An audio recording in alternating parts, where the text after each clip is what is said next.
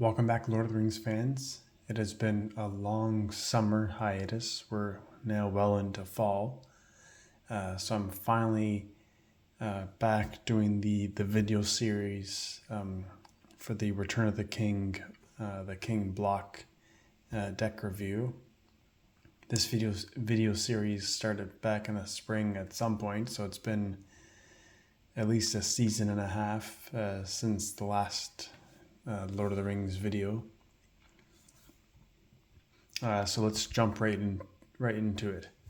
But before you do that, be sure to like this video, subscribe to the channel, and hit that bell so you don't miss any future Lord of the Rings related videos.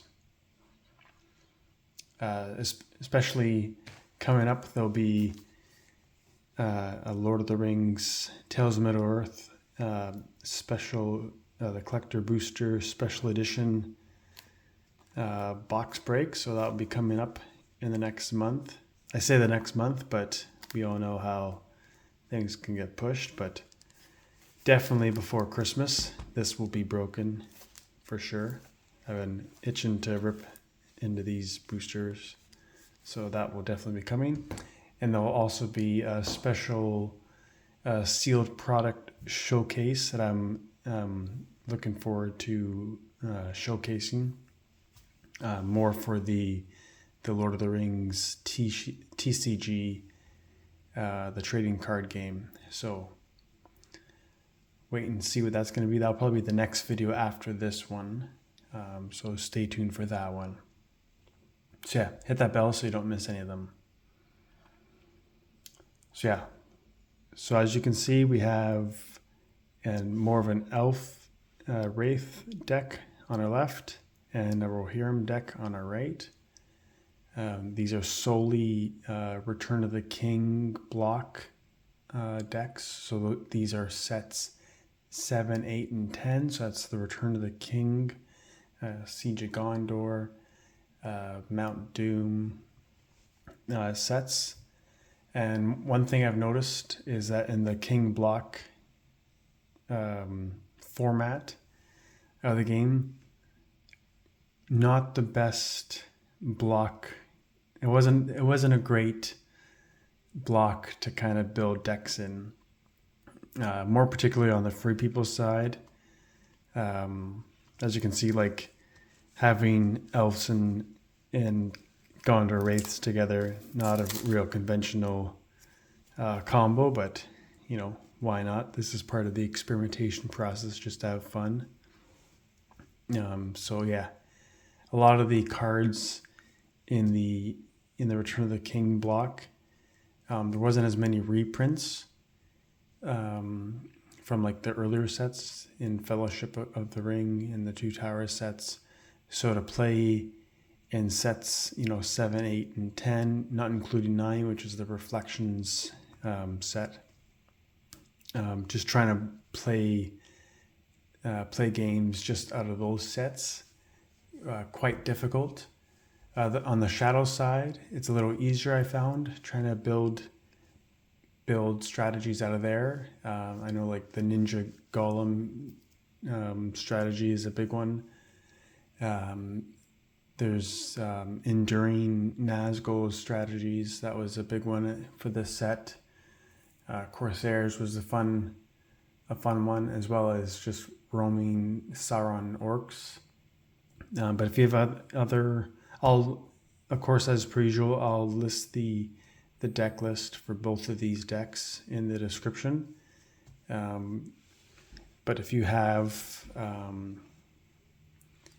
favorite deck type for the King block, or a favorite deck list, definitely throw those in the comments. I'd like to definitely take a look at those, because I'm using physical cards here for the King block.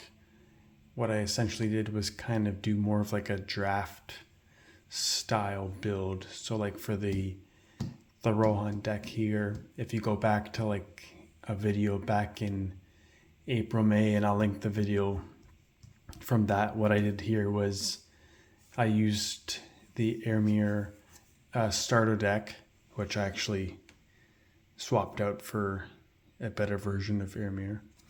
But I basically used a starter deck and then kind of boosted it with a bunch of booster packs from Mount Doom and the Return of the King. So that's from a video, and that video was just kind of on the fly boosting that starter deck. So that was that there. And then the deck on the left, this is 90% cards from the Mount Doom booster box break video, which I'll also link those videos in the description below. So more so kind of a draft-esque kind of design. So definitely not the best they can be, but it should be fun to play out. And as per usual, as for these this video series, there will be a follow-up video where we'll kind of do a face-off of these two decks, just for the fun of it. Why not?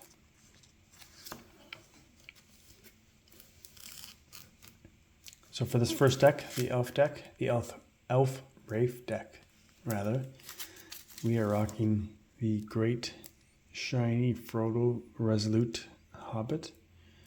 Nothing too fancy with him except that he has a resistance 12 rather than your usual resistance 10. So some more extra burden support there, which is always good.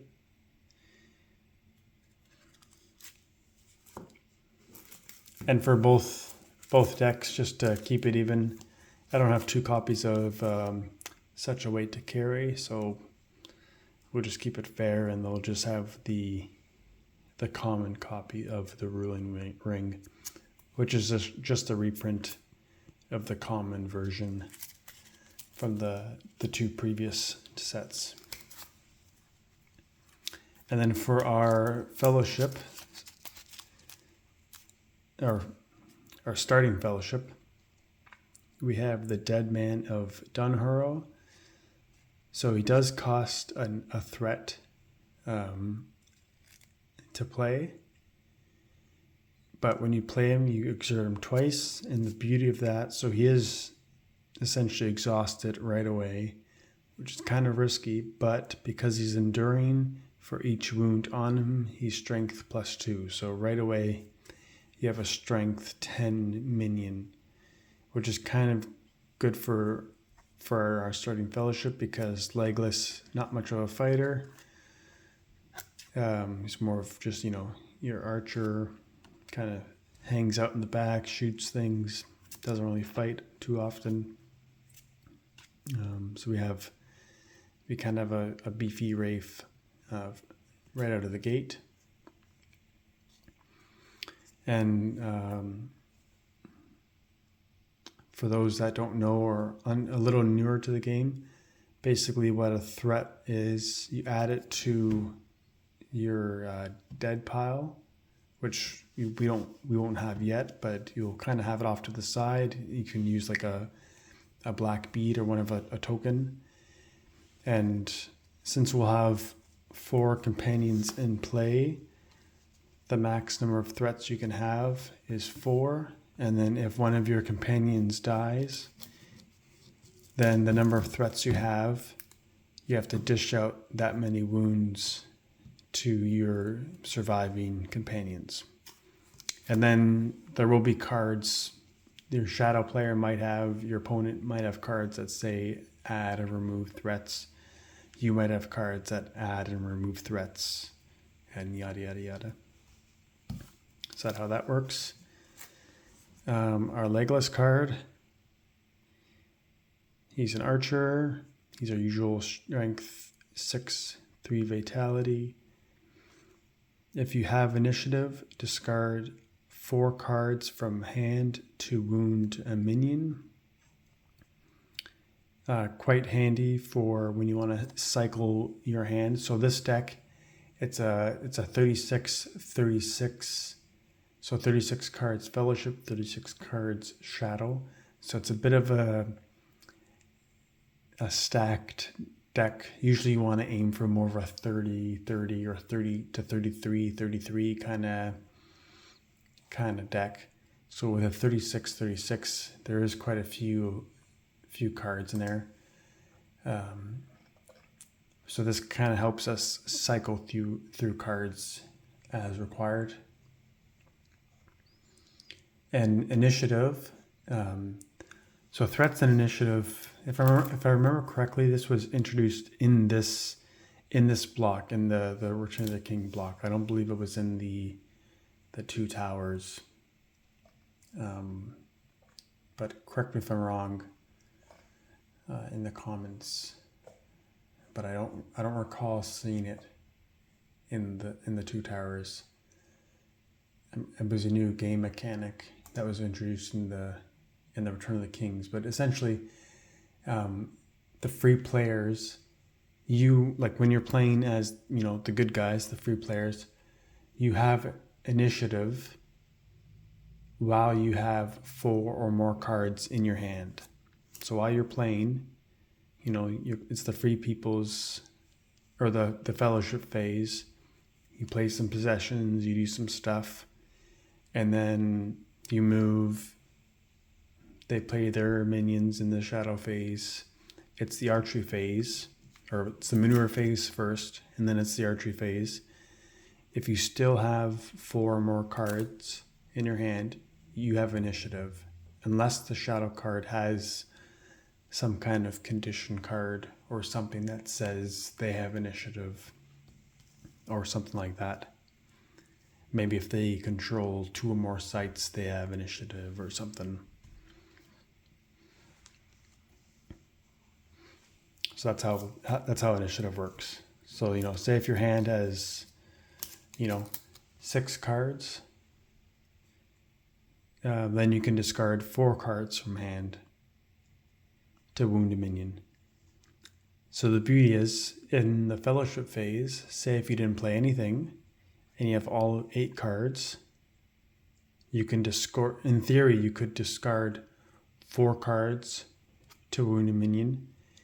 And then, if you still have initiative, aka you have still 4 cards or more, because you only discard, 8 minus 4, you still have 4, another 4, you can do it again and basically discard your entire hand. But that's kind of, depending on what your hand is and whatnot, it's kind of risky, but, it depends on what you're facing. You could have your archery total being 1 plus wounding, direct wounds to 2 wounds directly on a minion. So, it might be worth it depending on the situation. So pretty handy there. And then Galadriel, Lady Redeemed, very powerful card. Definitely, when this card came out in the, so for the King block, no modifications, no erratas. But for the movie block, if you look it up, there is definitely an errata on this card because it is extremely powerful. Not only, it's free in the starting fellowship, but just the ability in the fellowship or the regroup phase to discard an elven event from hand, to discard a shadow condition or a possession. There's a lot of, nasty shadow conditions and possessions out there. Plus, having elven events in the discard pile, you'll see that also works well with Cirdan the Shipwright, because basically whenever he fights a minion, you can exert him to make the minion he is skirmishing strength -1 for each elven event in your discard pile. So that can definitely work very well together.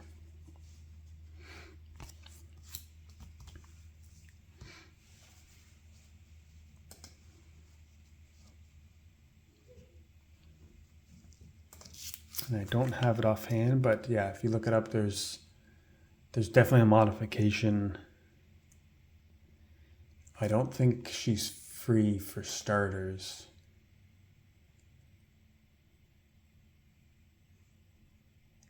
In the errata, but anyways, not important for this deck review.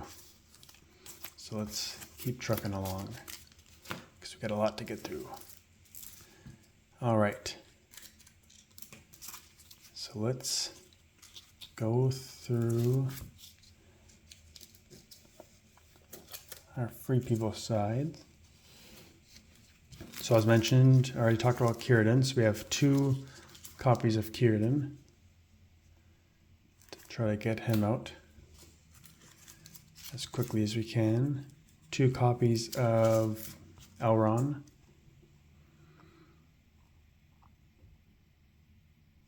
Not the best one for this deck. Definitely, if we could, we would rather have. I believe it's Elrond, Lord of Rivendell. Arguably one of the best Elrond cards in the game. You just exert him to draw a card. But this one, not bad for some healing action here.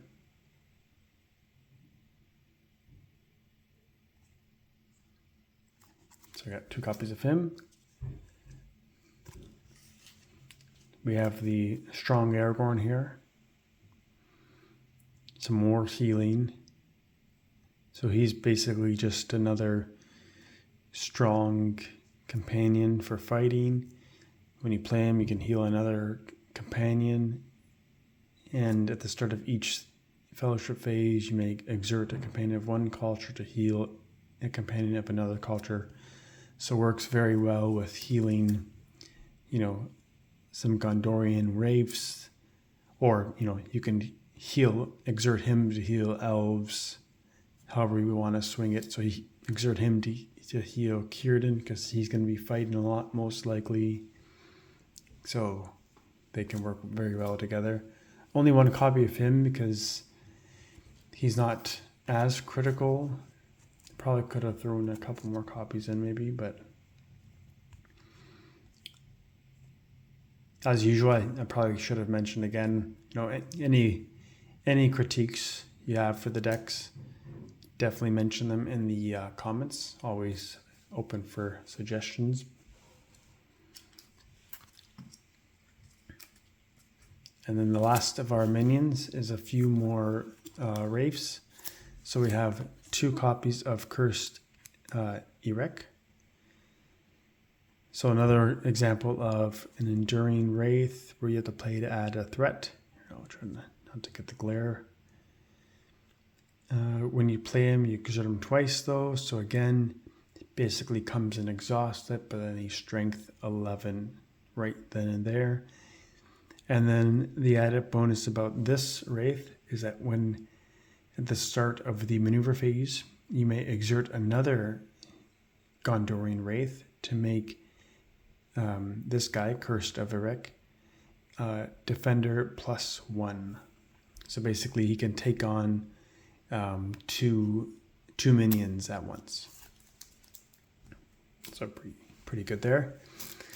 And then we have 2 separate, gotta double check. Oh yeah, okay. So we have another copy of Dead Man of Dunharrow. So not unique. So we can have 2 copies of him on the battlefield. And then we have a copy of Oathbreaker.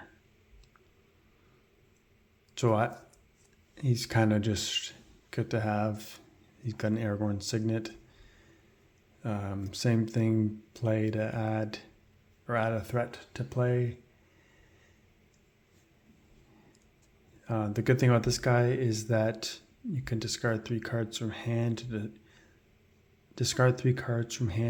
to discard a possession borne by a minion skirmishing this companion. So he's more of, notice that he's not, you don't exert him when you play him, when he enters play. So he won't be as strong as our other Wraiths. but he might be a little bit more of like a sacrificial guy. Maybe he'll take out like a strong, fierce minion that happens to have like a sword or something like that. We can use him to take out the sword. So we got that guy.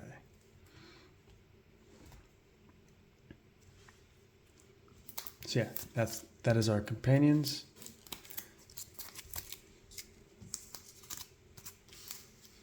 I'll just clear this up there. And then for our possessions, we just have the three. We have the Phial of Galadriel, Starglass. So this would be provided to Frodo, our only Hobbit.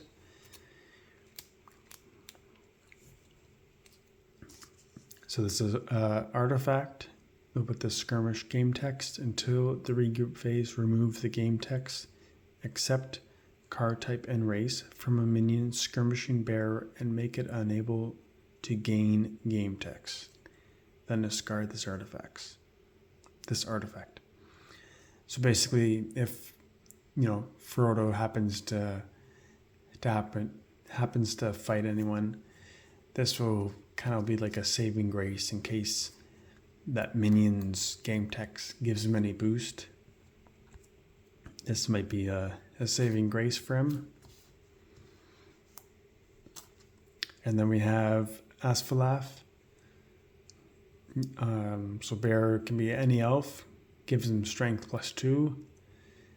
I did kind of him and haw about having Arwen in this deck. And in fact, potentially we could maybe swap out Arwen for her dad, making, this horse that much more powerful, but especially the Arwen from Mount Doom.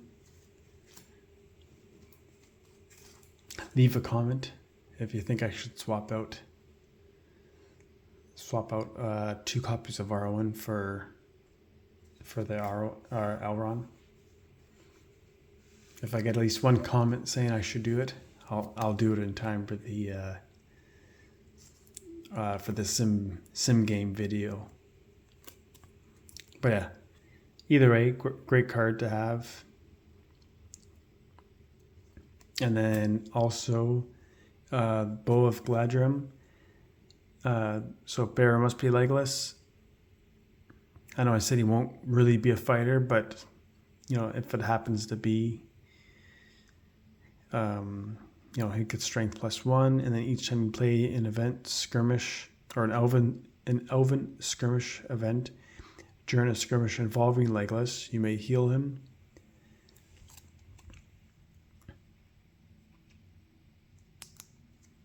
So odds are, if he is going to be fighting, we will want to be using a skirmish event to boost his numbers. Or if, the board looks pretty good and we know he's not going to be fighting, this is an easy discard kind of card. So, all right, next we move into all of our supporting cards. So basically we have 1 copy of At His Command. Exert Aragorn to make an unbound companion with the Aragorn signet, strength +1 for each threat you can spot. So we expect to have, at least 2 or 3 threats just from our Wraiths coming in. So that might help us. And in terms of Aragorn's signet, we have Legolas. So this would help Legolas fight if he had to fight, and also that one Wraith, Oathbreaker, I believe it was. Other than that, it's not like a discard card that we can chuck away if we had to. We got a play set of end of the game. So this is like the ultimate boost card for Wraiths, because we love when they're exhausted, because that's when they're at their strongest, because they're enduring. So make an exhausted Gondorian companion, strength +2. If that companion wins the skirmish, heal that companion or make him or her damage +1. So we boost them, and then if they win, we can heal them or make them damage +1 for that skirmish. So great card for our Gondorian Wraiths in a battle. Then we have 2 copies of Duty of 2.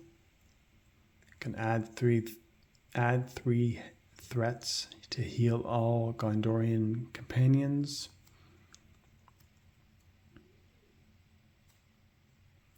So this isn't too bad when, we don't want the Wraiths to be, on the ropes the entire game, especially if you'll see there's a card later on where we kind of have some Wraith protection from dying, but we don't want them exhausted the whole game, so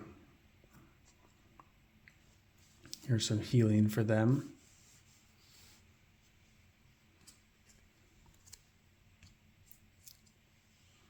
We have 1 copy of Stronger and More Terrible to play at a threat. Each time your Gondorian Wraith wins a skirmish, you may remove a threat. So there's some threat control there.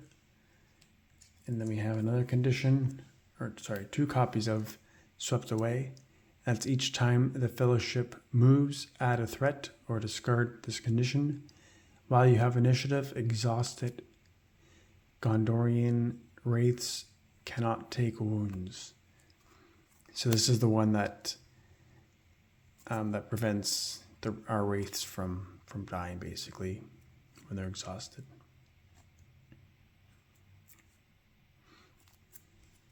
So quite important there, but it does add threats though every time the Fellowship moves. And then here we have 9-fingered Frodo in the Ring of Doom. Some burden control or threat control, depending on the situation. Most likely to remove threats, depending on the opponent.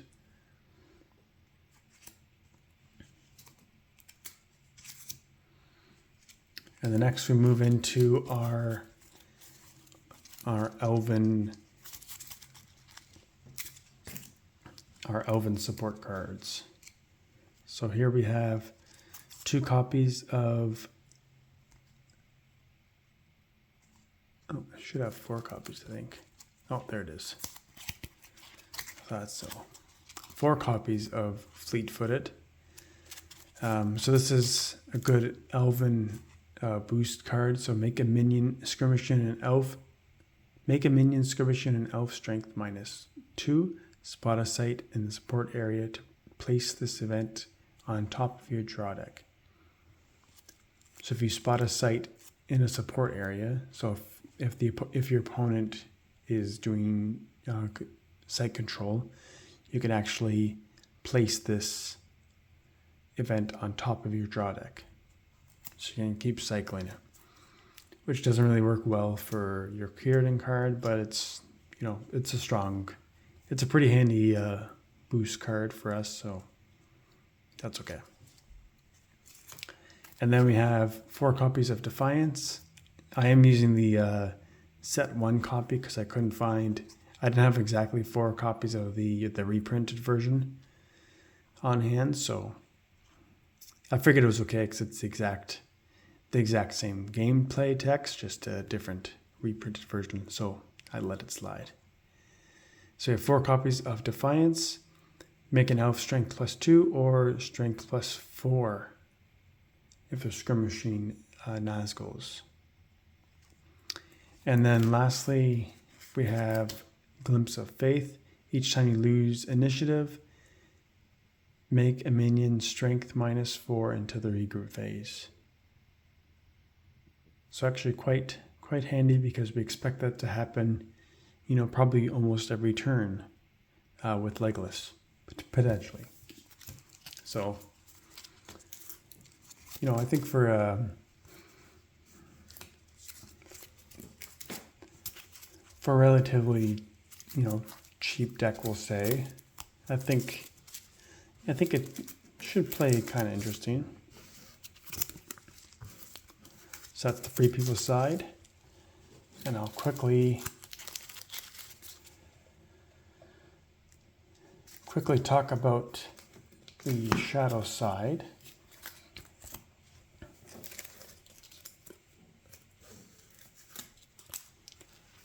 So the Shadow side is mainly focused around Ring Wraith Orcs with some Shelob.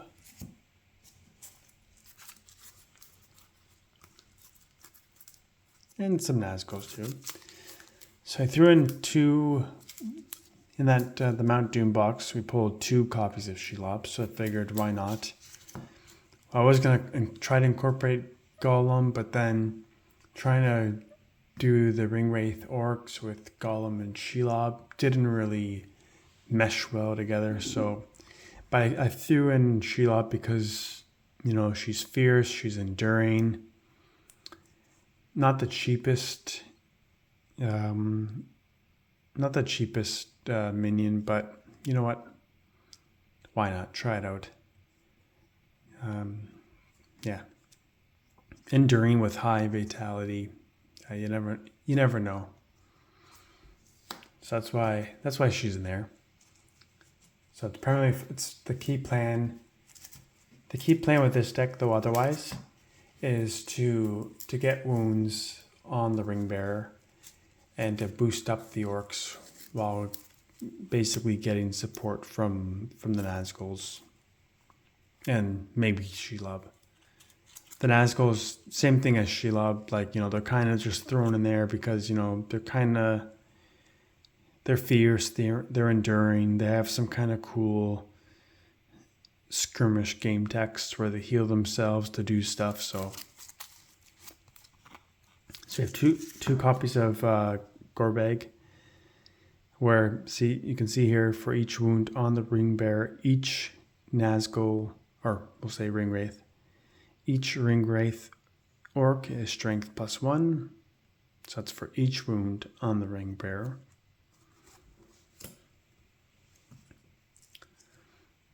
We have a copy of Morgul Vanguard. Assign this minion to an unbound companion bearing a hand weapon. It's another kind of strong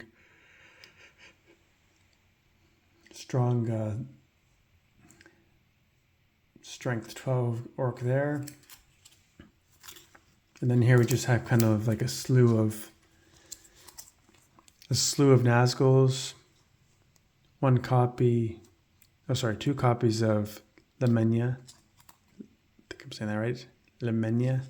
1 copy of Kentea and 1 copy of Todea. Yeah. Lemenya has a cool, heal him to wound up to 3 other. Heal Lemenya to wound up to 3 other Ringwraith minions. So in theory, you can wound, these 2 guys to then proc their things again if they're injured. And then you can heal Kentea to discard a possession borne by a character he is skirmishing. And then heal Todea to make him damage +1. So, but he's not fierce. But if you can get him, damage +1 or 2 and strength 12, then that's pretty scary right there. If they happen to be together. Otherwise, I don't think we would ever want Lemenya to wound another minion. But we'll have to double check with the orcs there. But yeah, so we got some Nazguls. And then next we just have, just a slew of different orcs. So we have 3 copies of Cirith Ungol Scavenger. So basically what this guy does is each time this minion wins a skirmish, you may exert exert him to discard a possession borne by a character this minion is skirmishing. So more possession discarding, which ironically not on purpose, but handy against Rohirrim decks. And then we have 3 copies of the Watchman. Each companion skirmishing this minion loses all damage and strength bonuses from possessions. Ooh, so not bad.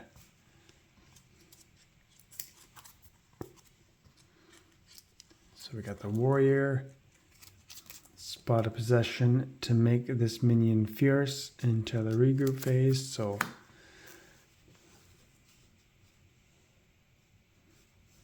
hopefully do that before somebody discards all the possessions. And then we have 3 copies of the Soldier. Spot a possession to make him fierce. So pretty much the same thing as this guy. He's just the cheaper, 1 cheaper and 1 point weaker. And then we have 3 copies of the Morgul Banner Bearer. So while the total number of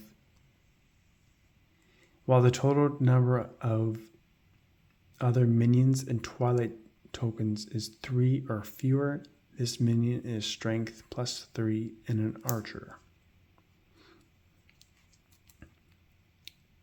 It's not too bad there. So he gets a bit of a boost there. If the number of minions and Twilight tokens equals 3 or less. So there's our minions.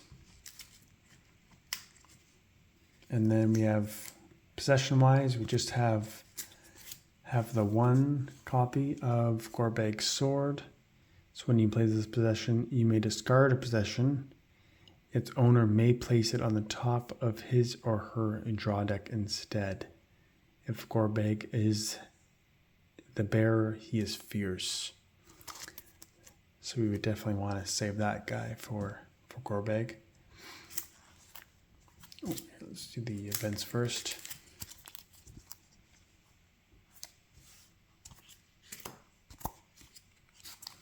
All right. So for important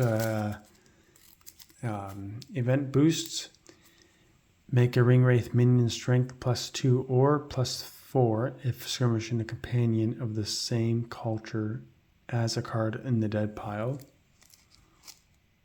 So that's pretty good. Houses of Lamentation. And then we have 10 times outnumbered.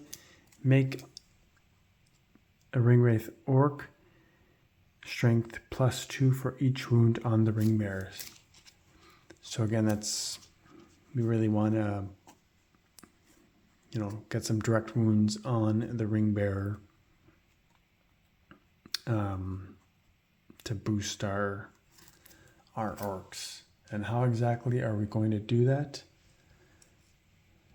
Well, the best way that we're going to do that is using a Stronghold of Minas Tirith. We got 2 copies of that.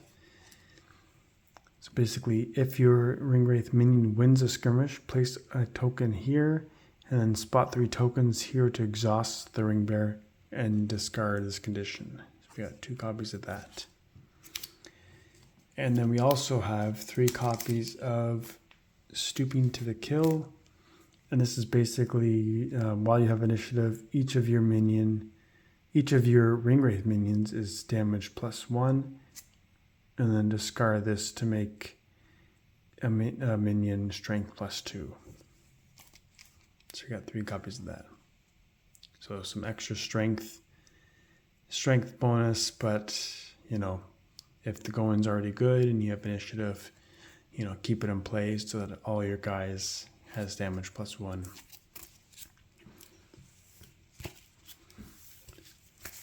So that's what our shadow is looking like. So I think it will give our Rohirrim deck a run for the money. Its money.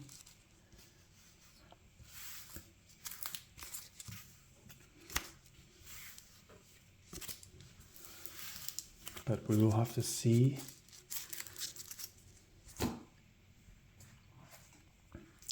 So next we'll quickly go through the Rohirrim deck. So we are rocking the Frodo Hope of Free Peoples. Each time the Fellowship moves, you may add 3 to remove a threat.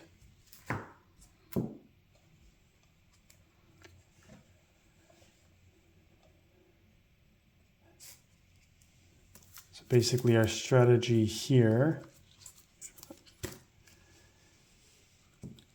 our Rohirrim deck is centered around the brother and sister. You could also swap out Éowyn for the Elite Rider, because he's pretty decent in your starting Fellowship as well. While skirmishing a wounded minion, he's strength +2, so not bad. As per usual, leave your comments on your preference. If I get a comment saying one over the other, I will make it so for the simulated game video. But for now, I'll go with Éowyn and Éomer. So Éomer, Skilled Tactician, pretty great card. Play a Rohirrim companion to take a possession or skirmish event into hand from your discard pile. And then we have Éowyn, Lady of Ithilien. Exert her to choose an opponent. That opponent must wound a minion for each wound on each minion skirmishing Éowyn. So either way, as long as her or the Elite Rider have a horse, they're both, pretty decent starting cards. And then we have 1 copy of Theoden, Leader of Spears. Each is an extra strong body, strong lad. Each time the Fellowship moves, you may exert a Rohirrim companion to exert a minion. Only good if you're going to move again. And then we have 3 copies of the Rohirrim Guard. Discard a card from hand, exert a minion skirmishing this companion.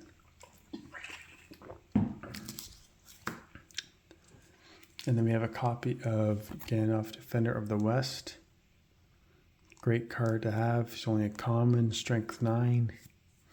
But he is strength -2 if you cannot spot 3 companions of the same culture, with which, we have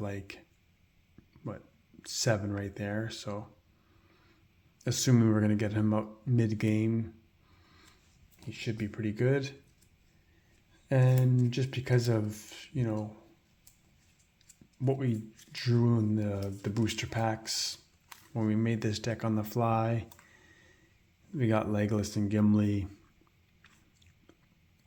This does add to 10 companions, and due to the rule of 9, we technically can't play everyone, so we have to really be mindful of maybe we only play 2 Rohirrim guards and play these guys, or maybe Gimli doesn't play at all and he's just in there. Either way, Gimli or one of these guys is gonna go in just to basically face some big bad orc and die or something. So yeah. So Legolas we threw him in here just because, he's an archer. You can add a threat to make their Fellowship archery total. If you cannot spot a threat, you can add a threat to make the Fellowship archery total +1. So that part's key. So we may actually be playing Frodo's game text to make that happen. So keep that in mind. And then Gimli's game text is kind of irrelevant because he'll literally be brought in probably just to die. Let's be honest. All right. So that's those guys. And let's quickly go through the possessions. We have 3 long spears. Gives our Rohirrim guys strength +2, and you may add a threat to play this possession at any time you could play a skirmish event. We have 2 copies of riding armor. If you have initiative and bearer is about to take a wound, you can discard 3 cards from hand to prevent that wound.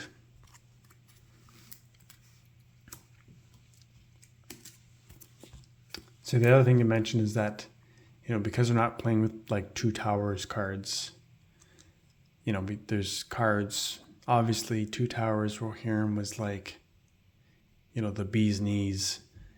So it sucks not being able to use cards from the 2 towers block with this deck. That's for sure. So the Swift Steed. Bear must be a Rohirrim man. While at plain sight, bear cannot take more than one wound during each skirmish. And then, as per usual with the steed, at the start of each skirmish involving the bear, each minion skirmishing bear must exert. So there's our possessions.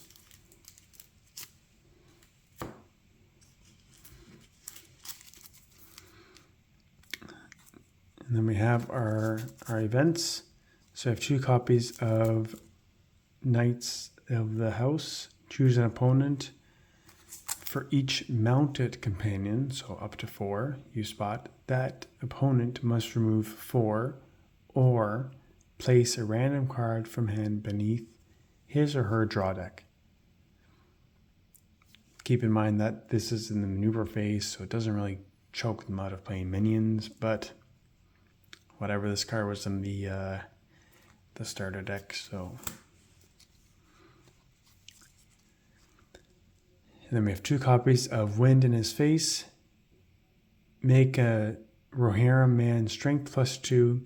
If that man is mounted, choose an opponent who must place a random card from his hand beneath his or her draw deck. So definitely a better card there. And then we have 2 copies of Morning Came. Make a Rohirrim man strength +4.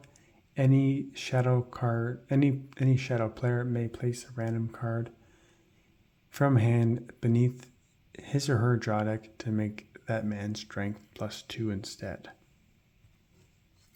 So not too bad either. And then for some Frodo support, a little excessive, but we have 2 copies of Orc armor, 1 Hobbit sword, 2 copies of the 9-fingered Frodo and the Ring of Doom. Good for removing all those threats that we have. 1 copy of Noble Intentions, another reprint from the Fellowship. The Tale of the Great Ring. So this card is actually quite important for the King block. That prevents a Hobbit from being overwhelmed unless a shadow event is or was played during this skirmish. So it kind of replaces like the Bounder from like the Fellowship block, sort of. But it definitely helps prevent Frodo from being overwhelmed. So definitely a great card to have. And then we also have Great Heart. Play this condition only during a skirmish. Must be a Hobbit. When the skirmish is played, wound a minion, but then we must, minus our vitality. So that is our Fellowship. So not as possession heavy as we would obviously like in a Rohirrim deck. We definitely would like, the Rohirrim helm, maybe like the bows that we saw in like the 2 Towers deck, but it is what it is. kind of like what I mentioned with regards to the kind of like the restrictions of not being able to use the earlier sets. Definitely sucks.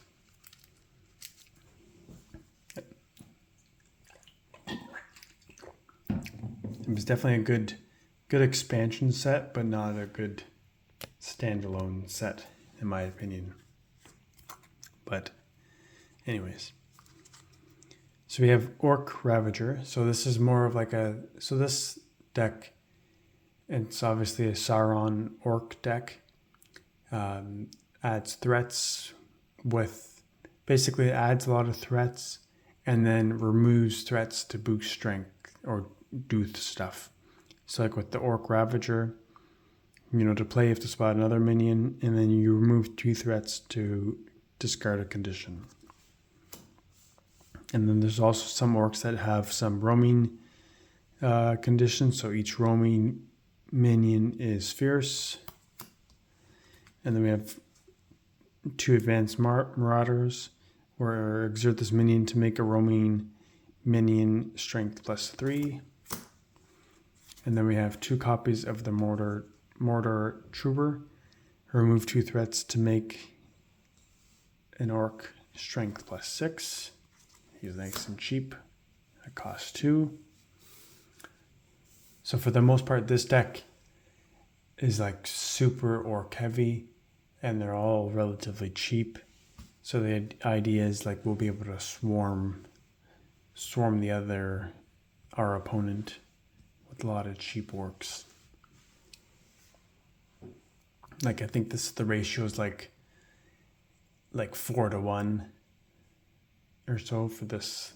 Like this deck is 33 for 33 cards Fellowship, 33 cards Shadow. But out of these 33 cards, it's like 4-to-1, like minions to like support cards kind of things. Just as a FYI. So we have 3 copies of Orc Brood. Discard 3 cards from hand to make this minion strength +3. Then we have 2 copies of Orc Pursuer. The sight number of each orc is -1. While you have initiative, this minion is strength 5. It was just a cheap card. Strength 5 and could be strength +5 while you have initiative. So that was kind of like the bonus of that one. We have 3 copies of Mordor Savage. Exert this minion and spot another minion. And wait, what? I think sorry, the text is a little wonky here. Exert this minion and spot another Sauron minion and to add a threat. A little bit of a typo there.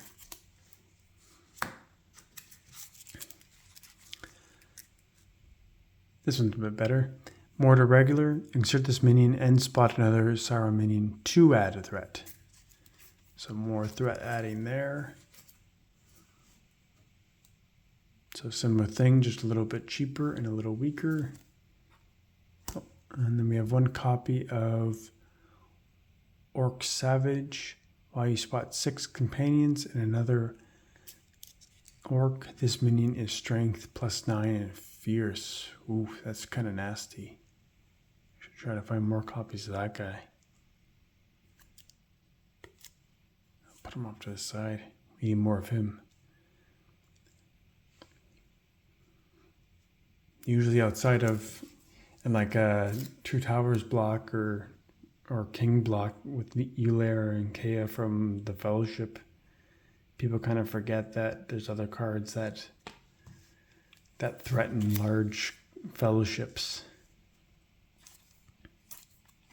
Then we have 3 copies of Mordor Defender. Exert this minion and spot another Sauron minion and to add a threat. Another kind of sort of typo there. Mordor Veteran. Remove Remove 3 threats to make a minion strength +8. It's quite good there. Orc Officer. Each time an orc overwhelms a companion, add 3 burdens.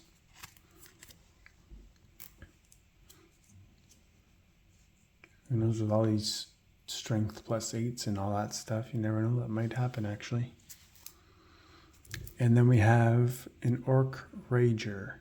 Discard this minion to make another Orc strength +4. We just got 1 copy of that guy. Then we have 2 copies of Siegecraft. So if your orc wins a skirmish, make all your orcs fierce. So kind of expensive, but handy. And then we have 2 copies of Anguish. You remove 3 threats to make a character skirmishing a Sauron orc, strength +3. Expensive with the threats, but good. And then we have Flames Within. While you have initiative, each of your minions is strength +2, which is kind of handy because we know Legolas on the other side will be doing that. That wasn't on purpose, but handy. And then also discard this condition to make a minion strength +2 or strength +4 if roaming. So not too bad. So we'll definitely have a lot of strength boosts with our minions. So yeah, very minion heavy. A lot of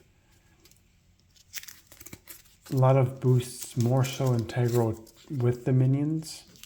You know, for removing threats to add strengths and whatnot, and like one discard this minion to add strength and yada yada yada. So we'll see how this deck plays out. I think it should do some decent damage. It should be fun to see how it goes. But yeah, I hope you enjoyed this kind of, I wouldn't say quick, it's been almost an hour, but definitely a little rusty getting through content. But I hope you enjoyed the walkthrough of both decks. The simulated game will definitely be at least the hour, but I'll probably double time it, so it's not as long. So yeah, hopefully you enjoyed this video. Be sure to leave a comment of any critiques or recommendations you have for each of the decks. Stay tuned for the always entertaining simulated game, which that video will be in a few weeks. But before that, you'll definitely be sure to check out a super cool new product, showcased, sealed product thing that I have, super secret feature thing. You'll see what I'm talking about when I actually reveal it. But it's I'm excited to show you guys because it's gonna be pretty awesome, I think. And also, don't forget to hit the bell so you don't miss out on when I actually crack into this box, because I'm been itching to open this box as well. This is coming in probably about a month or so, if not sooner. So yeah. Thanks for watching, and I'll see you guys next time.